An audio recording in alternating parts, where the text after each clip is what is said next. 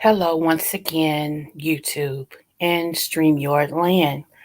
This is your girl, Libra Butterfly, the Empress. I am coming on to, I guess, let this be a verbal diary of sorts as of today. Um, I was actually sitting around today and I had all these emotions that's still going on with me. Um, so I'm going to start here. One of the things that was discussed in counseling today was about putting me first. That has been something that's really been hard for me to do. Um, I've always put other people first, and um, you know, it just, I've gotten, I started being used to that, and I know it may not make sense tonight, but hopefully somebody will get it.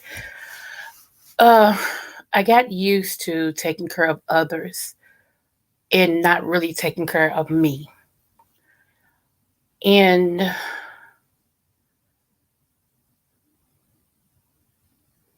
this started all the way back when I was 8 years old. A whole lot of things changed when I became 8 years of age. But the one thing I remember that really changed for me was when my grandmother died and I found her. But before she took her last breath, she told me, Granny's leaving you now. You are the strongest one in the family. Take care of your mother. And this was at 8.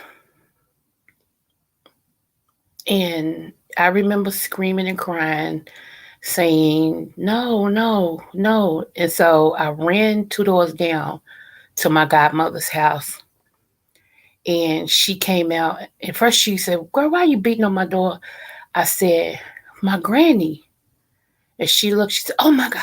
And she floated down them steps. She was a plus size woman, but she floated down them steps and went over to my grandmother. The saddest thing I remember about that whole day, of course, my grandmother, but another sad aspect of my life I remember is watching my mother hop out of the car because my house was packed, okay? Watching my mom run out of the car and run in the house saying, no, my mom's not dead, move. Running up the steps, looking through all the closets. I could hear her looking through all the closets, looking through all the rooms, running back down the steps, going in the kitchen, you know, going in the closets, just not believing that my grandmother was gone because she couldn't comprehend that. And at that time, I'm crying. I mean, really crying. Well, like that type of crying, just to see my own pain, because for the most part, my granny raised me, and then because seeing my mother, how she was, and I remember her just grabbing me and just squeezing me so tight, just holding on to me and squeezing me so tight. And the first thing, now I'm a kid, and I should have been able to cry like hysterically because I'm the one found my granny, okay? And everything just because I was a kid, you know, if for no other reason because I was a kid. But as my mom was squeezing me and everything, I could hear my grandmother's words saying, take care of your mother. So I instantly did that. Instead of my mother consoling me, I began to console her. Or instead of us consoling each other, I began to console her. And I remember for a while, my mom couldn't sleep by herself because she would break down thinking about my grandmother. And it was nothing for me to wake up and my mother be sleeping in my bed. Um, so my point is, I ceased, I started the process of not being a kid that day. And then with me not having supervision per se, that allowed my relatives to come in and take advantage of me. And so that's the other shoe that fell, with me, with my family coming in, molesting me, incest and stuff like that, as you all know. So from the age of 8, I learned how to put me last and take care of everybody else's mental, take care of everybody else's heart, take care of everybody else, and put me last. Whatever was left, I took. I took the scraps, you know, but I gave the best to everybody else, the best of me to everyone. And I actually today had a breakthrough. My breakthrough today, um, I realized with all the stuff that has happened to me, from losing, you might as well say, my mother, um, being molested by several family members, being raped, incest, all of that, having, kids out of wedlock, having my oldest one at 15, having a kid by my cousin, uh, being abused, in one bad relationship where if I hadn't got out of it, either he was going to kill me or I was going to kill him. After all, he put a gun to my head and pulled the trigger. And after I stabbed him in the chest with 2 steak knives. So it was just, it was just raw and unstable. Um, with all the stuff that I've been through, I realized today, even on up with the losing of my husband in September of this year, I realized it may not,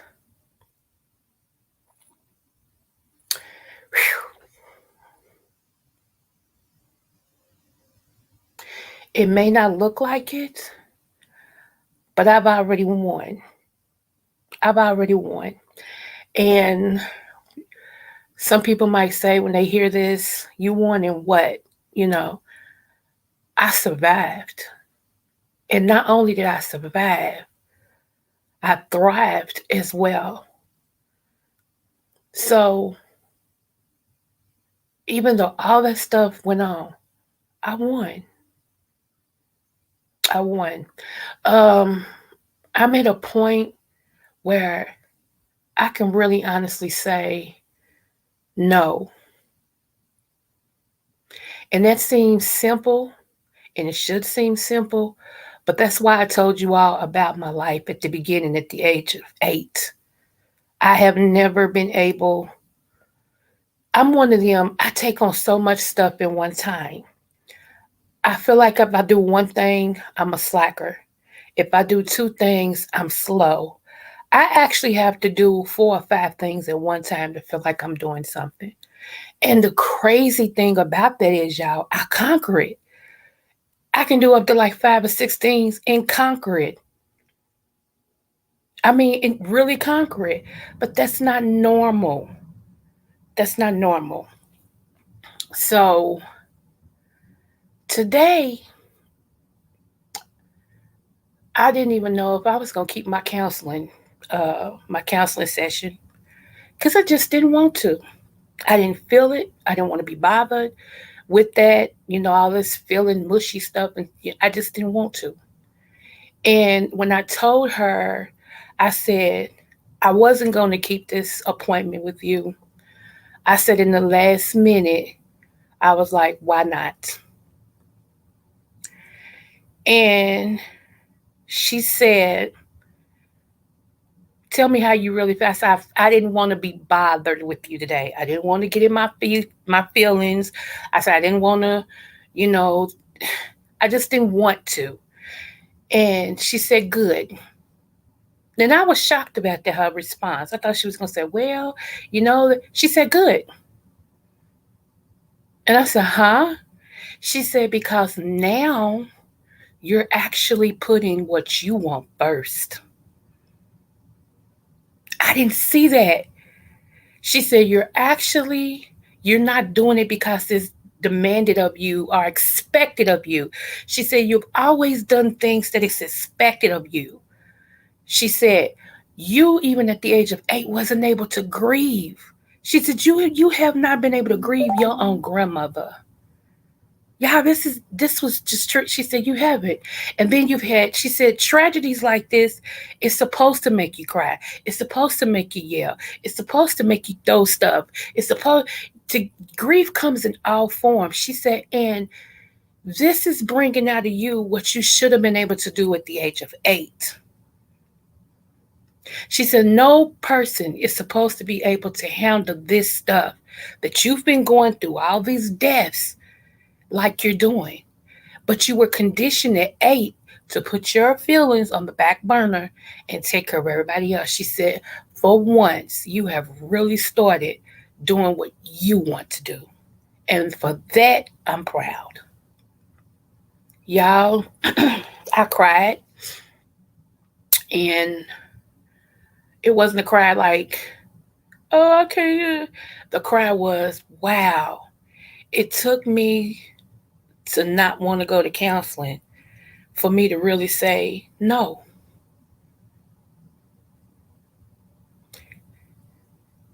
So I'm getting breakthroughs all the way around. I have been a perfectionist all my life. I am one that if things don't go right, I redo it until I get it the way I want it done. I don't like sloppy Joe around me. I'm very meticulous. I dot my I's and I cross my T's. I I mean I'm just like, uh but you know what? Today I was supposed to have been doing some stuff in my room. And you know what I said? Nope, not gonna do it. Not gonna do it.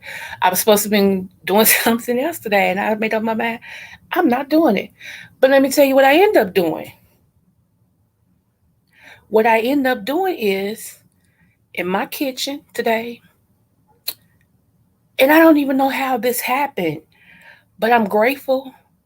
In my kitchen today, I was standing at my counter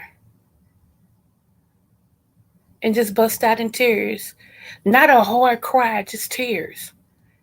And as tears fell down my face, I started running dishwater.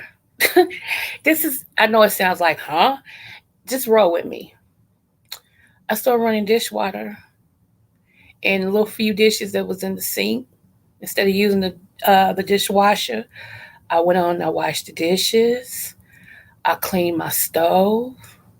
I reorganized my cabinets. I straightened up my counters. I mean, reorganized my cabinets. It's so neatly organized. It's crazy.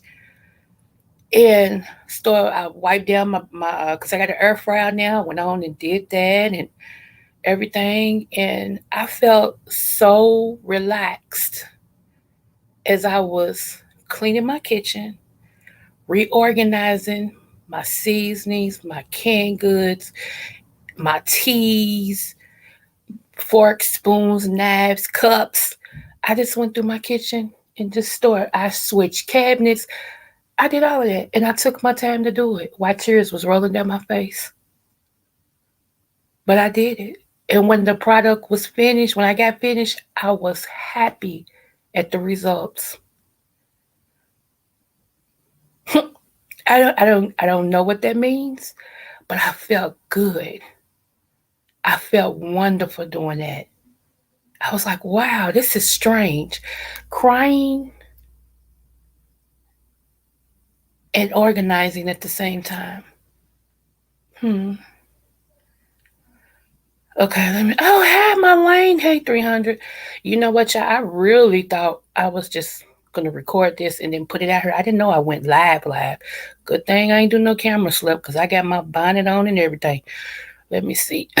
Because you get tired of trying to make people understand why you feel the way you feel because of the things that has happened to you. Facts. My lane, you hit that right on. You hit that right on the nail. You hit that right on the nail. And um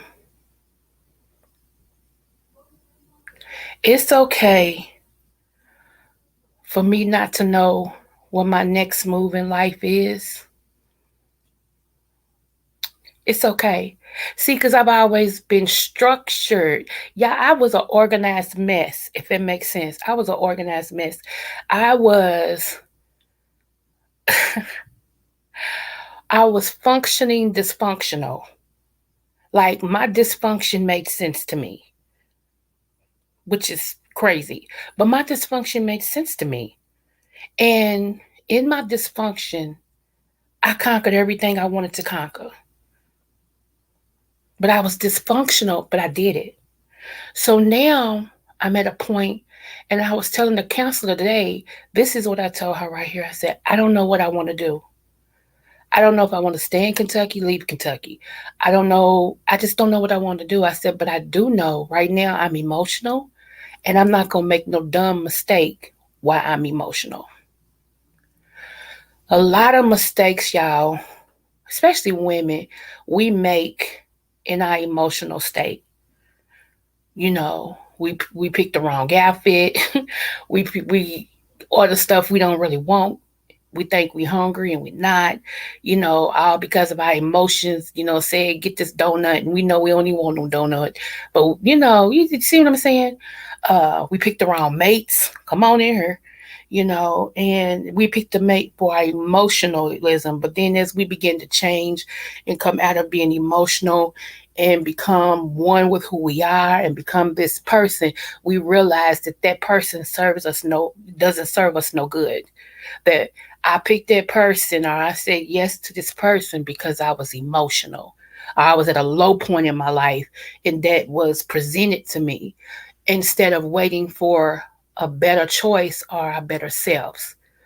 And I realized I don't have to be in a rush to do anything. I don't have to be in a rush to do anything. I need to enjoy me. I need to enjoy who I'm becoming and who I used to be, because I realize I'm not her no more. I'm not her no more. And it's okay. That's basically, you okay. You're okay. Let me see. Take this off the screen with me. Uh, so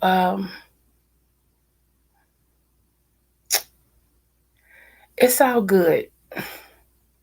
It's okay if I cry, because she wants me to cry. And it feels odd to me because I am one of them that don't cry like that. And I'm a hoard nut to crack. But I've learned it's okay. Hey, Mimi. I swear I thought about you today. I was sitting here thinking about you today, but I was messed up, Mimi. I couldn't have talked to you, girl. Uh, so, and like I said, I realized it's okay to cry. It is. It's okay to not know the answer to everything. It's okay that if you have some trauma, that you don't know what you're gonna do tomorrow. That you have to actually come out of the situation first before you can actually make a sound decision about what your next move is. Right, my lane. Right. So, I am focusing on working on one or two things at a time. And sometimes it's going to be no things. Okay. Um, I am focused on making me better um, in every way, whatever my better self is. Uh, when I was married, I wanted to always look good on my husband's arm. Always, which he loved me how I was. It didn't matter to him. It was me. I wanted when he said, I'm bringing my wife, I showed up and they go, whoa, okay, you know. And so I always wanted to do that because I wanted to be his better rib, his better half. And he always called me his better half, you know, um, and everything. And I realized today how much pressure that was for me. Not that he put me in it, I put pressure on myself to be the best. I told y'all this has been since I was 8. I put pressure on myself to be the best. I put pressure on my kids to be the best. And that's not fair to them. That wasn't fair. Um, I have since, though, apologized to my children, and I told them I just didn't want them to end up like I did. And what I meant by that is to where, um, because it was once upon a time I was on welfare, all that and stuff. I was the typical quote unquote mother that they talk about, living in the projects on welfare with kids. That was me. However, my drive and how I saw me was way different than my situation or my circumstance. I never ever got used to that lifestyle. I always felt like I wanted more and that I could have more. Uh, and I just didn't want my kids to be 15 and pregnant. That's not what I wanted for them. Um, and so I was hard. I was a hard mother because I'd rather be the one to control them than they let the streets control them. Um, if I say, and she hit it on the nail, I really haven't, all my life, I haven't um, grieved my granny. I have not grieved her. And she died when I was 8. I still didn't get a chance to grieve her. I just told y'all what happened. And so I bottled that up. Uh, Different things happened. I bottled it up. Um, Last year when we found out my daughter was killed, I wept, but because I had to stay strong, I felt for everybody. I bottled it up. This year, we've had more deaths in my family than I could shake a stick at. One being my husband, the other one being my step granddaddy, which was married to my grandmother and all this stuff. Cousin was murdered, thrown in the river. Yeah, it's just been so much. I bottled it up. My husband's death has been the iceberg that the Titanic hit. And so not only am I crying, or do I get down or whatever because of what happened with him, but I got all these other deaths that I'm not grieved over. That's all in the line. That when I shared tears for my husband, I'm also sharing them for my grandmother. I'm also sharing them for my daughter. I also, you see what I'm saying? It's not just this one incident. It's every other thing that I was never able to grieve. So let me see. Take your time, Queen. Allow yourself to feel. You will get through this, and I will continue to pray for you and your family. Thank you so much. So, uh, so where I'm at now, I mean, I'm moving to the recovery part. That's where I'm at. I'm learning I don't have to put everything on my plate at one time. I'm learning I don't have to be perfect. That I can make mistakes and it's okay. I just need to know I have to rebound from those mistakes. Okay, here's my phone. Somebody's calling me. Uh,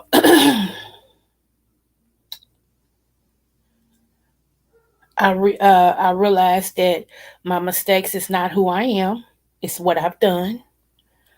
Um, I realize um, that anything that's not for me is against me, and it's okay. I just have to know who I am in the situation. So I came on here, like I said, I really thought I was just recording and I was going to release it. I didn't know I was live, but evidently it was meant to be like this. So I came on here because I'm naked and aware of who I am. I'm naked and I love it. I'm open and I'm honest about everything.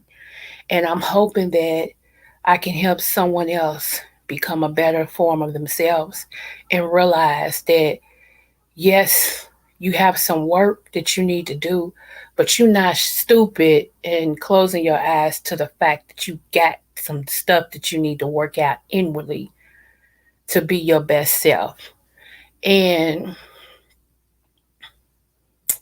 that they learn from me, learn from my situation.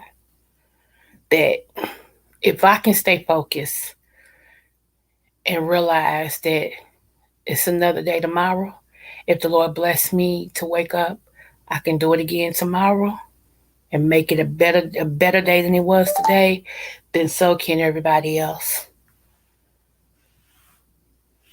So so just watch your girls getting it together. You know, um, I know a lot of people, they judge people who quote unquote are therapists and counselors. When we go through, they feel like, well, if you're a counselor, you're a therapist, you shouldn't be going through this. But we're human too. Okay, we're human, and I won't let nobody take away from me my human experiences. That's ridiculous. I'm not Superwoman. Even though I love Wonder Woman, I'm not her either. I'm a human being, and I'm gonna have human experiences, and I'm not gonna hide from them.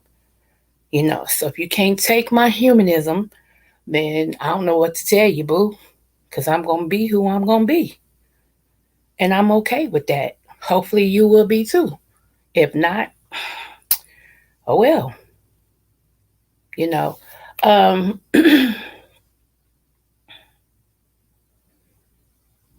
so yeah, um, I like I said, y'all. I had let me see my strength. I know that's right. My lane would get up to fight again, and that's what I was going. I have a new sense of faith, and this is what. And I know a lot of people. I don't know what people's belief is, but I believe in Jesus Christ Himself. Okay, and Him crucified.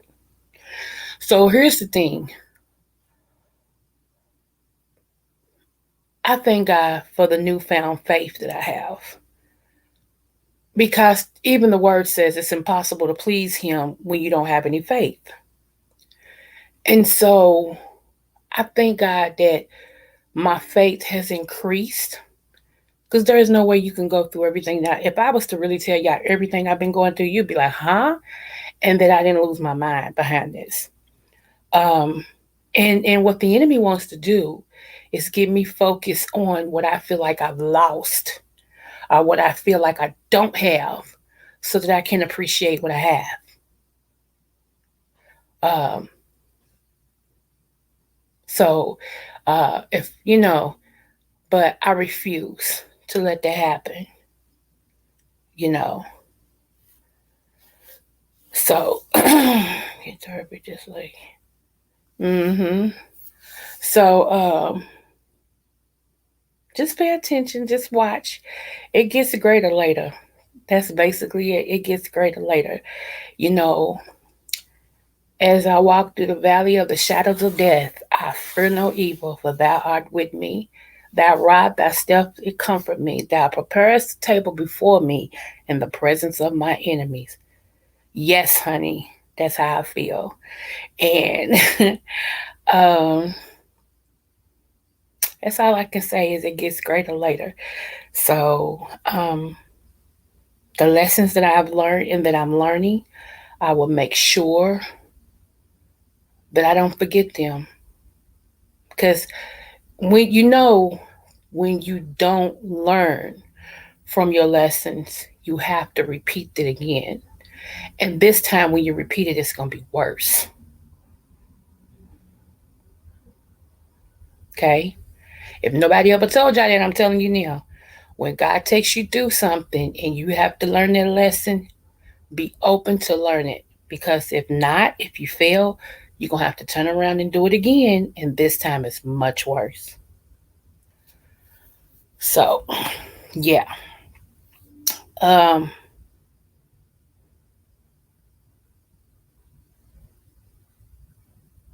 I'm going to be okay, y'all. I'm going to be okay. And I'm going to be okay. I just, like I said, I have to remember to allow myself to feel what I feel and walk through it. So, just wanted to share me with you guys tonight without all the fluff and without all the music. And, I know people support other people and, everybody likes running to everybody's lives and stuff like that. And that's fine. But sometimes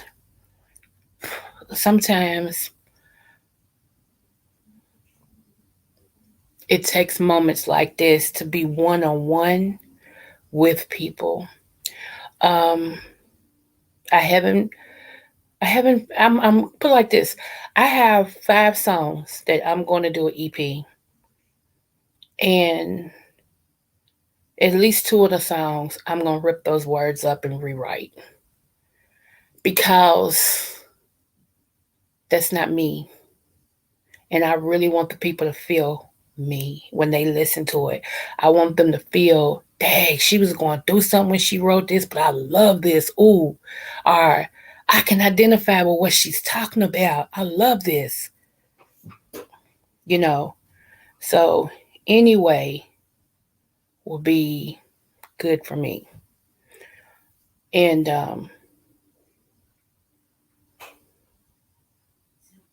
like I said,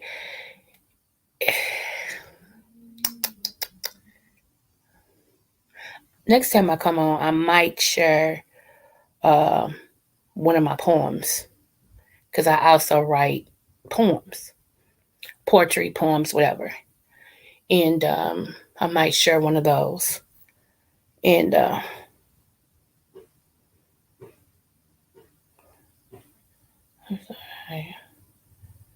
no problem, y'all. Thank y'all for listening. Um, but anyway, I don't want this to be a real long live about all this and stuff. Like I said, I hope everybody get what I'm saying. Um, just watch. Just watch because some great things is on the horizon for me, and I plan on taking y'all along with me. Right now, y'all see me in the gutter, so I'm in the guttermost, and wait till I get to the uttermost. Y'all gonna say, "Dang, it had to be God that girl did this," cause it ain't me. All right, loves. I really appreciate you all tuning in. Remember to keep God first. Okay? All right. Have a wonderful day, or night, or whatever. And I love you. Smooches.